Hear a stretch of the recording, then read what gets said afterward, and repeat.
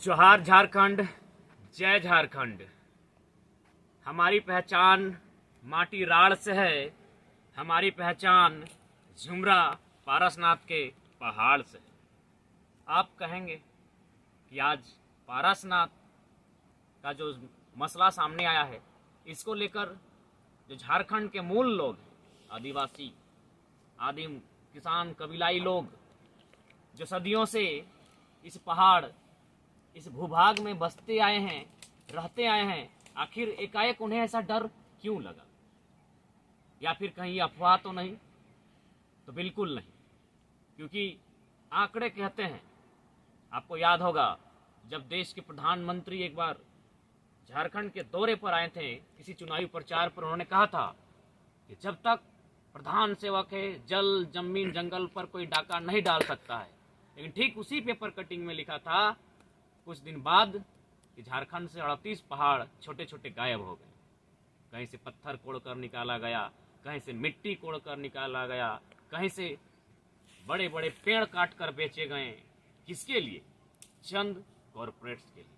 आज लोग कहते हैं फॉरेस्टर सुरक्षा प्रदान करता है जंगलों की। गलत बात है। जब झारखंड में, जब भारत देश में वन्य कानून और फॉरेस्टर नहीं थे, तब यहाँ फॉरेस्ट थे। झारखंड की बात कहें तो लगभग 67% के आसपास जंगल हुआ करते थे। आज सरकारी आंकड़े में 29 है और अनुमान 26। क्यों? फॉरेस्टर की उपस्थिति में जो कटाई होती है और जो अवैध तरीके से जंगल की लकड़ियों को बेचा जाता है, शायद इससे लोग अनभिज्ञ हैं। यही बात जाननी होगी। तो आज हम लोग बात करते हैं पहाड़। आखिर क्यों हम लड़ते हैं पहाड़ के लिए? क्या वास्ता है हमारा इन पहाड़ों से? क्या मिलता है हमें इन पहाड़ों से? और क्यों इनके लिए हम मारे जाते हैं, मर जाते हैं, मिट जाते हैं, लेकिन फिर भी पहाड़ से हमारा संबंध नहीं टूटता है? आखिर है क्या इसका कारण?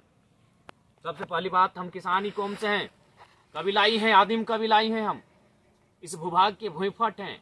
यहीं से, इसी मिट्टी से हमारा सृजन हुआ है, यहीं से हमारी सभ्यता का आगाज हुआ है। और कहा जाता है सीख शिखर नागपुर, आधा आदि खड़गपुर। हमारी राड़ सभ्यता, राड़ संस्कृति का एक क्षेत्र आता है। और इस शिखर यानी बड़ा पहाड़, ये हमारे लिए भी आस्था का विषय। आज लोग भले नहीं जानते हैं, लेकिन अगर आप कुछ सालों फ्लैशबैक में जाते हैं तो आपको यह आभास होगा। और यह आभास हमें भी तब हुआ जब कोल्हान के कुछ साथी आए थे और उन्होंने बातों बातों में कहा कि मेरे पिताजी कोल्हान में, कोल्हान का सरायकेला जिला, वहाँ बड़ो पहाड़ के नाम से मुर्गा को बलि देते थे। तो हमको पता नहीं भाई ये बड़ो पहाड़ क्या है, तो हमको समझ में नहीं आया। वो कोल्हान के साथी कह रहे हैं, यानी बड़ो पहाड़ इसी पारसनाथ पहाड़ को कहा गया है। तो हमारे लिए भी हमारी आस्था देखिए कि पारसनाथ पहाड़ है कहाँ? गिरिडीह में। और इसके नाम पर पूजा कहाँ हो रही है? सरायकेला में। तो हमारी भी तो आस्था है। हम घर बैठे भी अपनी आस्था का निर्वहन करते हैं। क्यों? हम भी चाहते हैं तो आस्था के नाम पर हमारी भी संख्या है, लाखों की संख्या है। अगर हम लोग भी चढ़ने लगे आस्था के नाम पर इस पहाड़ पर, तो मुझे लगता है पहाड़ दरक जाएगा। तो इसलिए सबकी आस्था का सम्मान करते हैं। आस्था का सम्मान सदैव किया है। इसीलिए तो आज झारखंड की माटी में प्रवासी लोग इतने आकर बसे हैं, क्योंकि रहने के लिए जगह जमीन हमने दिया। आज जितने भी कोयला के खदान हैं, एचईसी, हिंडाल्को, टाटा जमशेदपुर इत्यादि इत्यादि उद्योग के क्षेत्र, बोकारो का सेल, धनबाद का सिंदरी, वो किनकी जमीनें हैं? मैक्सिमम जमीनें हमारी है, किसान कामगारों की है, आदिम कबीलाइयों की है, हम लोगों की है। हमने रहने बसने दिया। आज लोग हमारे साधन संसाधनों पर रोजगार सृजन करते हैं, रोजगार पाते हैं, उससे उनका घर चलता है। और हमको ही बोलते हैं ये तो जाहिल लोग। कभी कभी हमें नक्सली के शब्दों से सुशोभित किया जाता है। अरे भाई, इतिहास में जाओ, इतिहास को पता करो कि हम कौन हैं और हमने दिया क्या है। हमने शरण दिया है, हमने ठिकाना दिया है, हमने आश्रय दिया है उन लोगों को जिनका इस भूभाग में एक बित्ता जमीन नहीं है, जिनका इस माटी में 1 इंच जमीन नहीं है। हमने शरण दिया है। हम सरल लोग हैं, हम शांत लोग हैं, हम लोग कृषि प्रधान लोग हैं। हमने सदैव सबका मान दान किया है।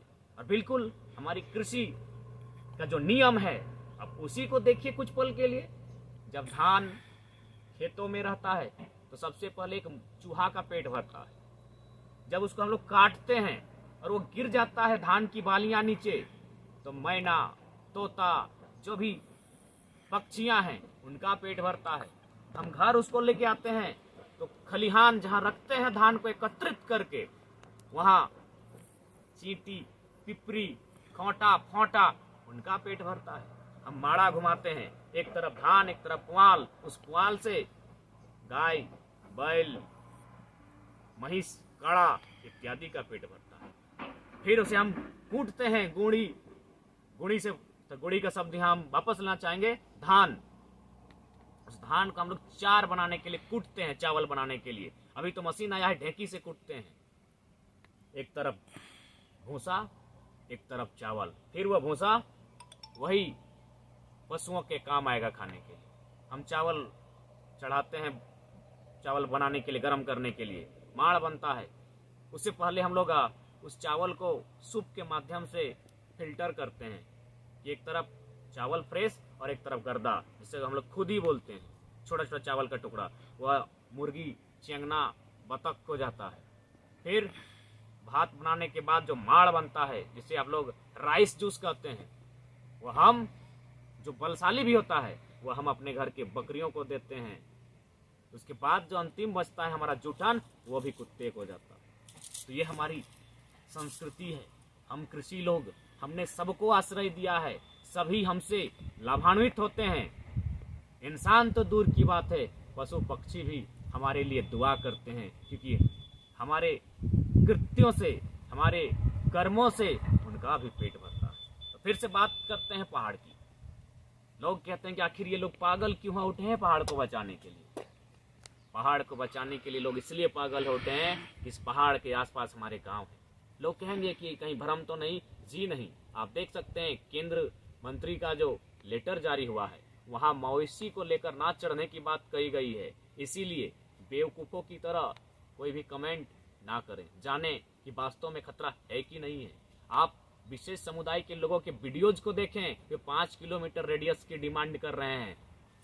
5 किलोमीटर समझ में आता है, ट्रैफिकिंग समझ में आता है, तो इसलिए बात को समझिए। हमारे मवेशी नहीं चढ़ेंगे, जबकि हमारा इतिहास रहा है खेती बाड़ी करने के बाद हम अपने बैलों को, काड़ा को खुद जंगलों में छोड़ कर आते हैं और 4 महीना बाद फिर वे लोग रिटर्न आता है बलशाली होके, जिससे हम लोग फिर उसको खेत में जोतने का काम करते हैं। तो पहाड़ हमारे लिए वरदान है। पहाड़ हमारे लिए बीटा है। बीटा समझते हैं? बीटा जो घर में चावल का बीटा होता है, यानी खत्म हो गया, बीटा को घसकाइए, चावल निकालिए, पेट भरिए। पहाड़ हमारा बीटा है। और घर में कुछ नहीं भी है, पहाड़ देता है। यहाँ क्या नहीं है? पहाड़ में ही है। अगर यहीं खोजने जाएंगे तो तरह तरह के ऐसे पौधे हैं जिनमें छोटे छोटे फल हैं, जिससे हमारा जीवन यापन कुछ पल के लिए हो सकता है। कई ऐसी जड़ी बूटियां पाई जाएंगी, यही छोटे से पहाड़ में बैठे हैं, सतपहाड़ी इसका नाम है। कई ऐसी जड़ी बूटियां हैं, कई ऐसी औषधियां हैं जो यहाँ पाई जाएंगी। हम हॉस्पिटल बाद में, पहले पहाड़ पर आते हैं, जंगल में आते हैं, यहाँ से औषधियां लेकर जाते हैं। इनसे हमारा रिश्ता है, इनसे हमारा नाता है, इसलिए इनसे हमें कोई बेदखल करने का प्रयास ना करें। हम सबकी आस्था का सम्मान करते हैं, सदैव किए हैं, आगे भी करेंगे। और बिल्कुल आज जिस समुदाय की बात कही जा रही है, आप याद कीजिए, सालों पूर्व आज भी उनके जो गुरुवर होते हैं वो हमारे गाँव में आते हैं। जब उनका प्रवेश होता है, हमारे गाँव के लोग उनके रास्ते को आप जल से, झाड़ू पोंछा से स्वच्छ करते हैं, जिनमें उनका चरण पड़ता है। हमने उनकी आस्था का सम्मान भी किया है और उनके लिए समर्पण भी रखा है। और मुझे भी लगता है उनका जो जीवन दर्शन है कहीं ना कहीं शांति का संदेश देता है। लेकिन यह सवाल होता है, उनकी आस्था के नाम पर कुछ कॉर्पोरेट्स हैं जिनको आपको जानना होगा। ऐसा क्यों लगता है? तो जो लोग घर में बैठकर लिखते हैं, सामने आइए, पहाड़ की ऊंची चोटियों पर चढ़िए और देखिए, वहाँ बड़े बड़े बने बिल्डिंग्स को देखिए, वहाँ बड़ी बड़ी बनी कोठियों को देखिए, जो अरबों के कारोबार से बने हैं। गुजरात के लिए अलग है, राजस्थान के लिए अलग है, मध्य प्रदेश के लिए अलग है, पूरे देश भर के राज्य जितने भी हैं उनके लिए यहाँ बड़ी बड़ी कोठियां बनी है। ये सबसे बड़ा विषय है कॉरपोरेट्स, सबसे बड़ा विषय है पूंजी, सबसे बड़ा विषय है अकूत धन संपदा को एकत्रित करना। बाकी उनके जीवन दर्शन का जिस आस्था की बात हो रही है हमने सदैव सम्मान किया है और करेंगे, क्योंकि उनका जीवन दर्शन एक सुंदर संदेश देता है शांति का, अहिंसा का। लेकिन यहाँ स्पष्ट कहेंगे उस जीवन दर्शन के बहाने कुछ कॉरपोरेट्स हैं जो आसपास के इर्द गिर्द के क्षेत्रों को आदिम कबीलाई लोगों से खाली कर देना चाहते हैं। वे चाहते हैं कि यहाँ के मूल लोग ना रहें उन क्षेत्रों पर, वे अपना घर बनाएं। ये हम नहीं कह रहे हैं, उनके जो विद्वान हैं उनके मुख से जो वीडियोज आए हैं उन पर कह रहे हैं। वे पैसों के साथ राज्य के मुख्यमंत्री को चुनौती दे रहे हैं गला भरने का। क्या ये कहाँ तक सही है? इसीलिए मैं कह रहा हूँ उस आस्था का नमन है, उनकी भावना का सम्मान है और सदैव हमने सदैव किया है। लेकिन पैसों से तोलना ये कहाँ तक उचित है? ये पहाड़ जो हमें जीवन का हमारा आधार है, ये मरते दम तक इसके साथ हम लोग कदम से कदम मिलाकर चलेंगे। यही नहीं, आज इस क्षेत्र को नक्सल प्रभावित क्षेत्र कहा जाता है।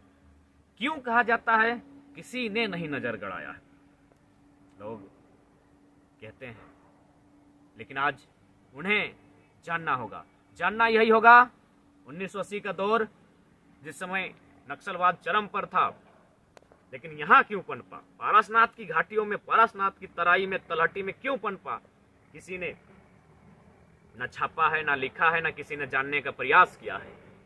बस्तर को लेकर बहुत सारी किताबें लिखी गई, द नाइट मार्च, सलाम बस्तर, न जाने कई किताबें बक्सर में लिखी गई, लेकिन शायद पारसनाथ के इर्द गिर्द जिन लोगों पर नक्सली होने का आरोप लगता है उन पर भी किताब लिखी जानी चाहिए। आखिर क्या कारण? शांत शहरों से बहुत दूर गांवों में जहां सड़कें नहीं, बिजली नहीं, पानी नहीं, शिक्षा नहीं, इतने शांत, रोजगार से दूर, दुनिया की दुनियादारी से दूर, ये लोग आखिर क्यों इस रास्ते को चुना? तो मेरी आयु बहुत छोटी है, लेकिन मैंने जहां तक पाया 80 के दशक में जमींदारी प्रथा, सामंतवादी प्रथा, साहूकारी प्रथा, महाजनी प्रथा बहुत जोरों पर इन क्षेत्रों में हावी थी। चालाक लोग, धूर्त लोग, गरीब, आदिम, कबीलाई, किसान, कामगार, उनके घर में अगर कोई कार्यक्रम होता था, कुछ रुपए उधार स्वरूप देते थे, कर्जा स्वरूप देते थे, सुद में देते थे, और समय के साथ साथ साथ उसे इतना बढ़ा दिया जाता था इंटरेस्ट के नाम पर, ये फाइनली उनकी जमीनों को कब्जा कर लिया जाता था। ये हम नहीं कह रहे हैं, ये कुछ किताबें कह रही हैं। झारखंड के विस्थापितों का दर्द, राइटर ज्योतिलाल महतो। हिंदुस्तान पेपर का कटिंग 2000 के बाद वो छपा था कि जो काम सरकार को करना चाहिए था वो काम नक्सलियों ने।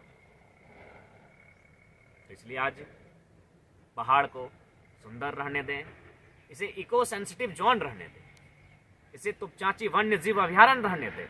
यहाँ जीव जंतुओं की भी सुरक्षा हो, उन्हें कोई बाधित ना करे। पहाड़ पर पहला अधिकार जीव जंतुओं का होता है।